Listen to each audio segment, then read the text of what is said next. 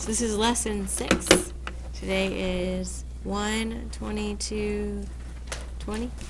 And title of our lesson is Solving Quadratic Equations When B equals 0. So that's the goal would be to solve quadratic equations and find the zeros of the function. We'll define what that means later.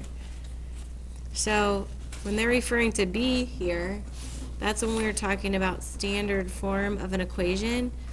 Ax squared plus bx plus c, so we could say y equals ax squared plus bx plus c. So when b is 0, that middle term goes away. So there's no just plain old x term, which allows this process to work. So for example, you might have something like y equals 4x squared minus 12x plus 18.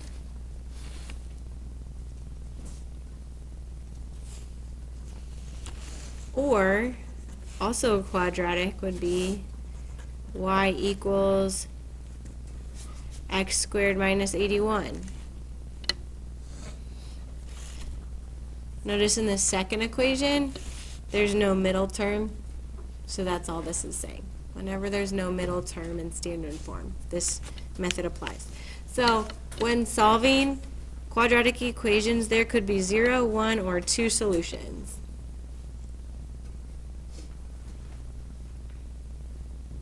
To solve quadratic equations, we're going to perform operations in reverse and opposite.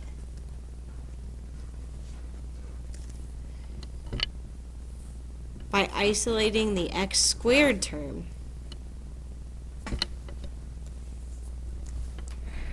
and then finding the square root.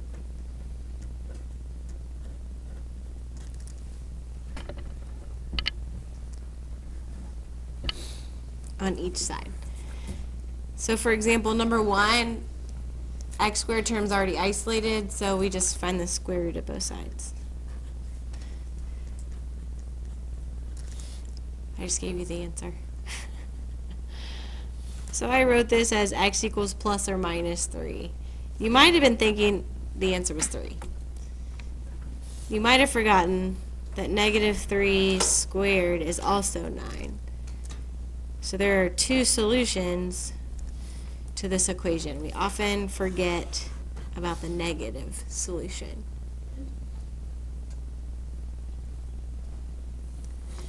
Some of you have seen this symbol before and some of you haven't, or maybe you've forgotten. I'm going to define 2 symbols for you over here. The first is this symbol right here. This symbol, there's a plus sign on top of a negative sign or minus sign, and we read that as plus or minus. Maybe you already knew that, it's already in your head, you don't need to write it down. The other symbol is this one right here. And that symbol has a name. It starts with an R. Raise your hand if you know what it is. Nayla? Radical, yes. We have a symbol in math called the radical symbol. It's pretty great. I noticed I was using that reference earlier and there were a few people that didn't know it. So if you knew it, great. If not, now you do. Number 2, isolating the x squared term means undoing everything else. So we have x squared now equals 17 minus 1 is 16. Square root both sides. And x equals plus or minus 4.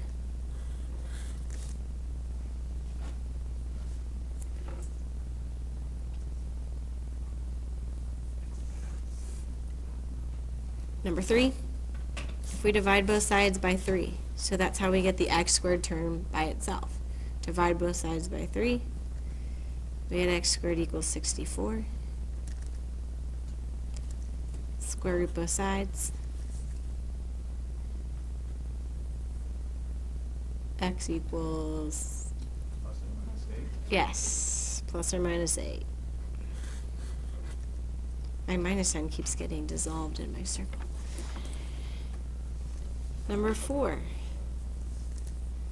Start by subtracting the 4. And this is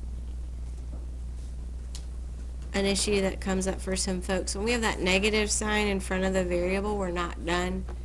It's a phantom 1. We still have to divide both sides by that negative 1. So x squared equals 36. And then we can take the square root of both sides. So x equals plus or minus 6.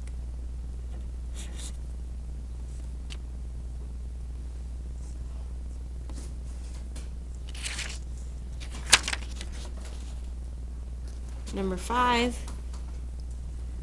it's a little bit different. Add 3 to both sides, we get negative x squared equals negative 10.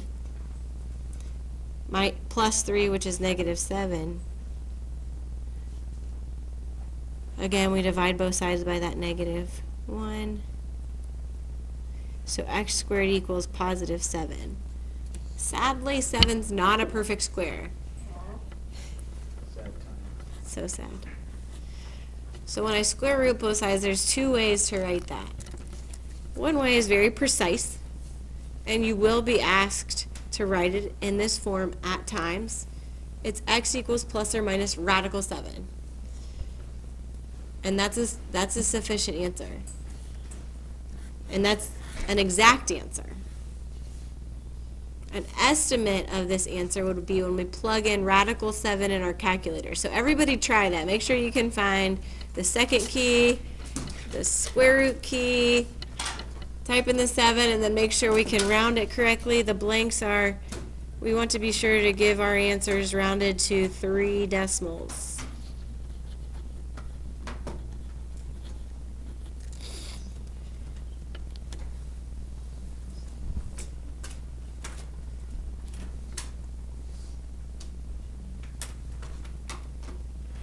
Selena, what'd you get?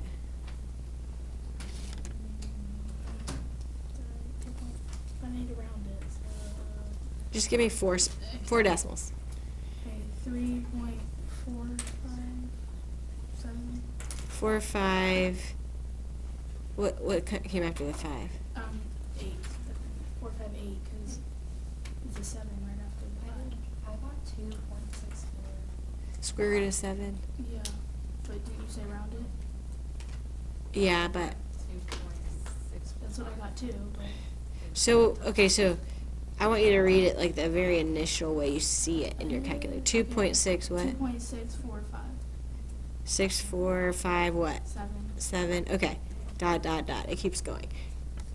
Square root of a non-perfect square is called an irrational number. And so these aren't numbers that we can just go, oh, the square, unless we memorize them.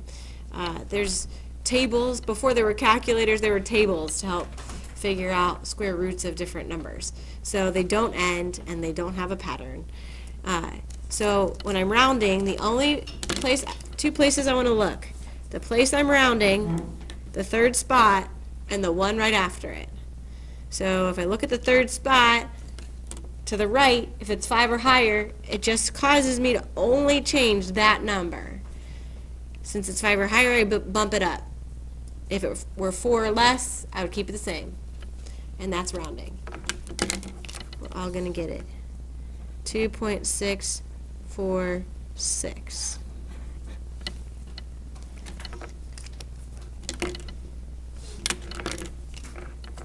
I explain that because rounding is kind of a lost art for a lot of people. But I think by the end of the year we can confidently say, I can round. It's one of those kind of foggy areas for people that we don't always address. Yes? So it would be x equals what? Plus or minus. Thank you. X equals plus or minus 2.646.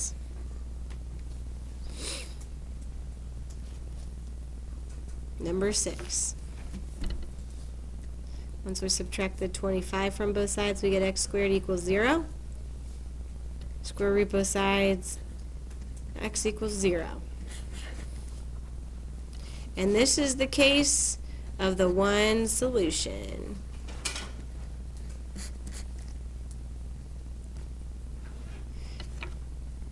Everybody jump with me to your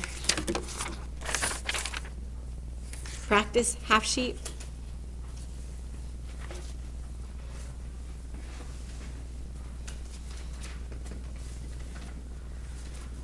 Go to number 8.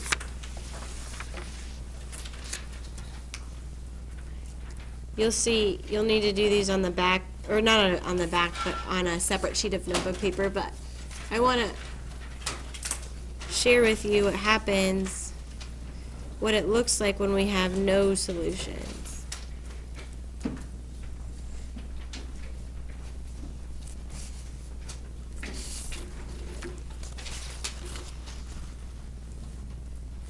So on this one, collect all the x squareds on one side, so we add 3x squared to both sides.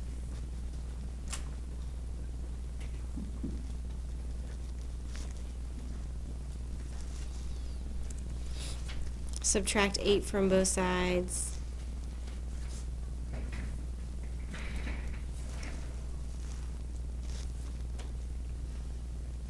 That 8 looks terrible.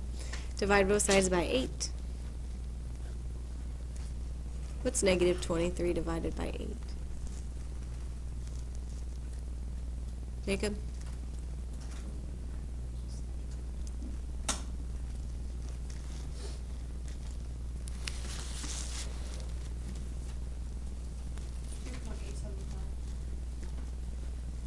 Thanks. So I'm about to take the square root of a negative number.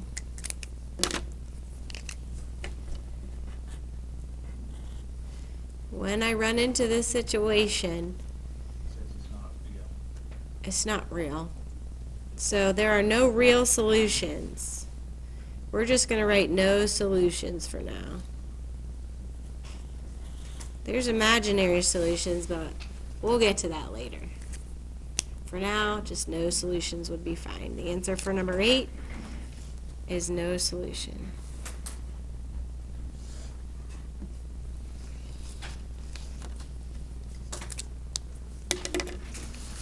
So that's when at the top we said quadratic equations would either have 0, 1, or 2 solutions. We've seen one of each of those now. Mainly they have 2. That's going to be when it crosses the x-axis in 2 spots. But it could hit in just 1 or none. Number 7 and 8, I want you to try on your own.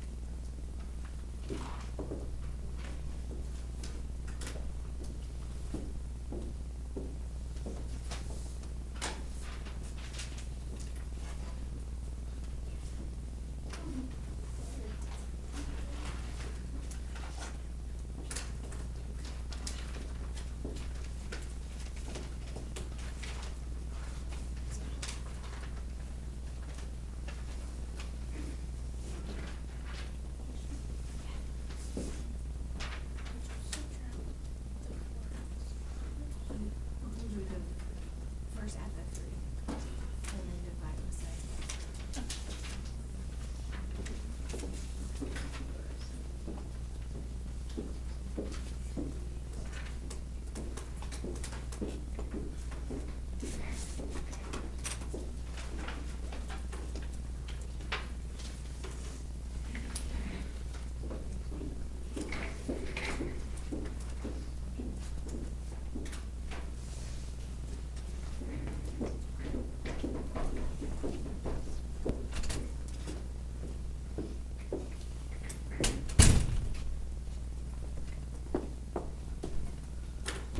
Number 7.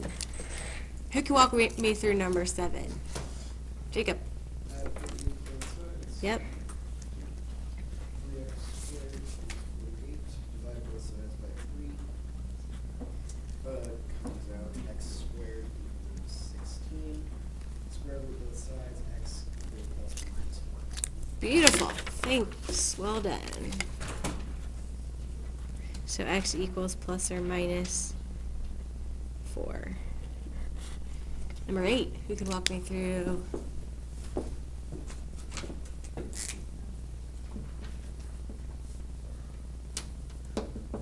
Who can walk me through number 8?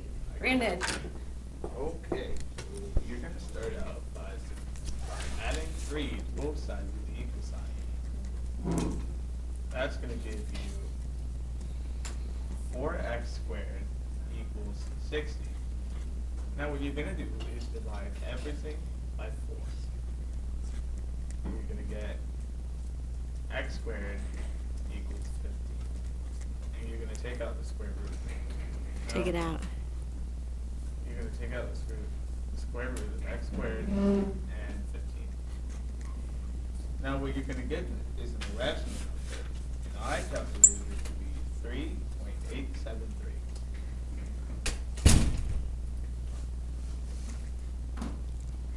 Does anyone agree with that number?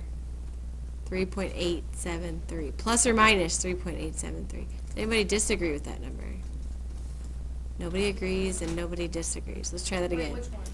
Number 8? For number I 8. got x equals plus or minus 15, the square root of 15. Okay. It's the same thing, yeah. Okay, good. And we want to identify both ways, so also have that decimal rounded to 3 spots. Nice job. Give it up for Brandon. All right, on the back, I'm just going to jump to 11 and 12. So starting with 11, we see a fraction, and sometimes we freak out. No need to freak out. Add the 6 to both sides. And then, in order to get that 2/3 over to the other side, we invert it. Reciprocal. 3 halves.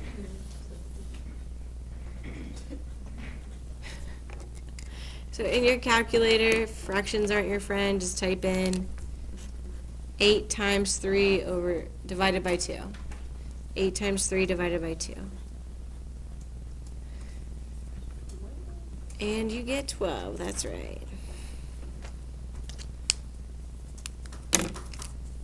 So then we square root both sides, and we get x equals plus or minus. I transformed it to a decimal unit. Okay, what'd you get? Square root of 12.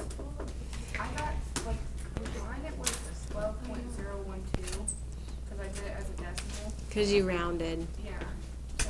Just if you multiply both sides by the reciprocal, you're going to get an exact answer. But I bet you're not far off from us. What did you get, Selena? 3.4, no, 3.464.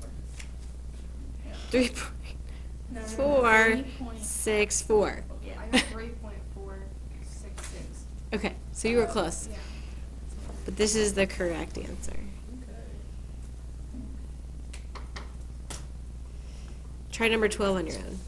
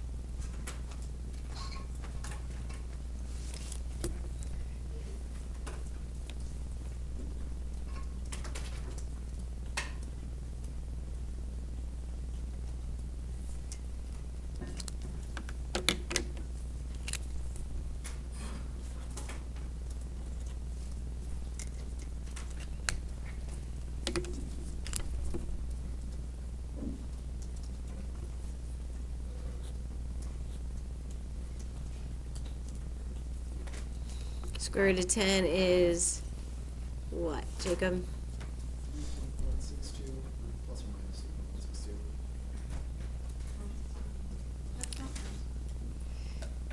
Anybody get something different?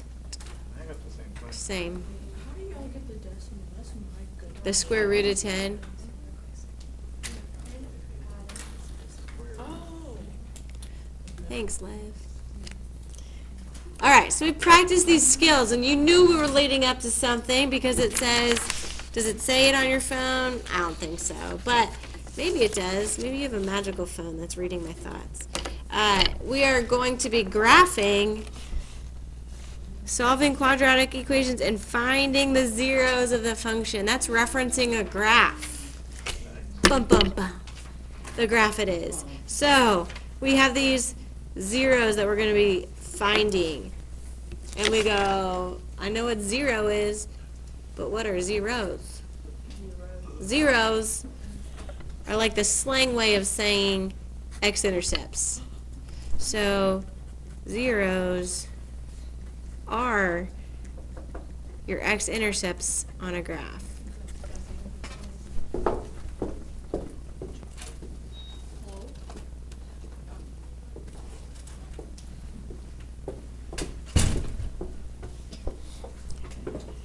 So you can see here, and what that means, x-intercepts, that's where y equals 0.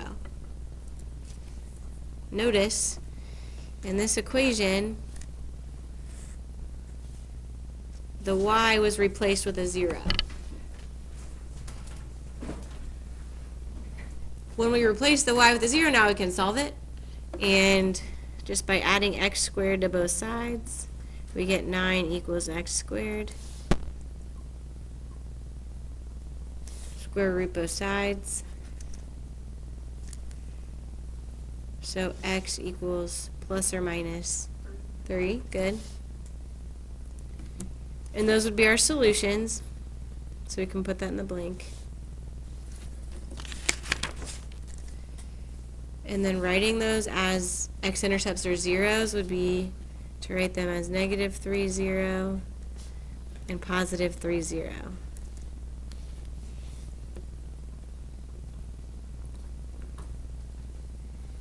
X-intercepts, we could plot those. Those are just 2 points on a graph. That's too many zeros. 1, 2, 3. -3 and 1, 2, 3. Those are zeros on a graph.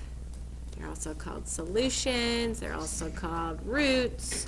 Also called x-intercepts. Lots of names for those. We need another point, though, in order to figure out even a rough sketch of this parabola. So we're going to look at this equation that's almost in vertex form. When it's in this form, it's in that form I wrote on the front, which is standard form, right? So this is actually in the spot. Remember that the b term is gone since b equals 0, so it's just ax squared plus c. C is our y-intercept when it's in this form. So we can just plot that on the y-axis. And also note this negative sign means this graph will be opening down.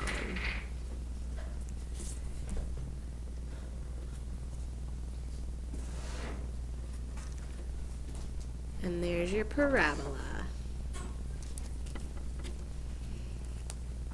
Parabola. Try number last on your own. There's no number there. Just try the last problem on your own. Number last.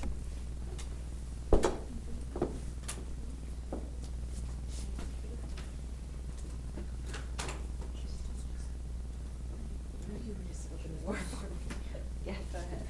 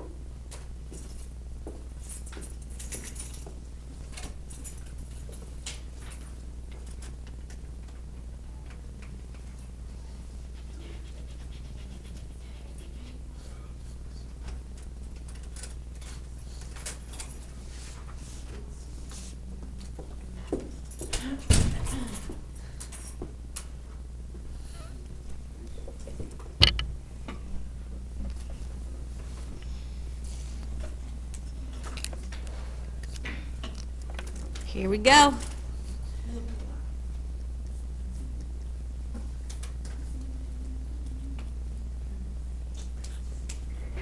Did you get x equals plus or minus 2?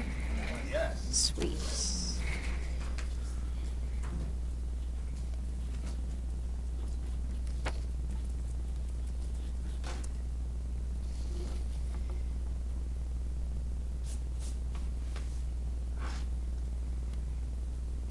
And then the two questions we ask about this equation, the y-intercept is at -4.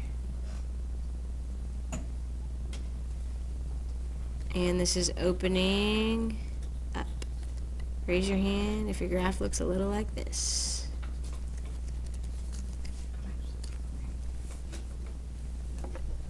Nice. Okay, what's your question? How do we know what's going up or down? When you look in front of the x squared term, if it's positive, it opens up. If it's negative, it opens down. Good question. Darian? Sheets back. And that is your notes for today.